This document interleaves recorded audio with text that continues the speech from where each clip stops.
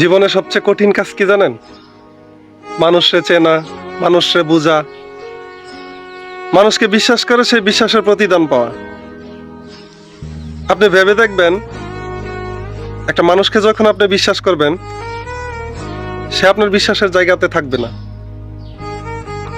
সে সবসময় আপনার বিশ্বাস ভাঙবে।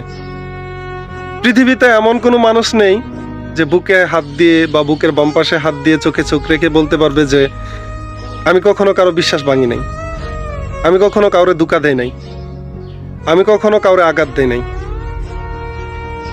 মানুষ এমনও আছে যে আপনাকে এমনভাবে আঘাত করবে, এমনভাবে কষ্ট দিবে, আপনি মৃত্যুর চেয়েও কঠিনতম যন্ত্রণা বুকে নিয়ে বেঁচে থাকবেন।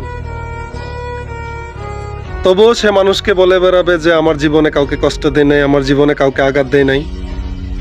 মানুষ মাত্রই ধোঁকাবাজ।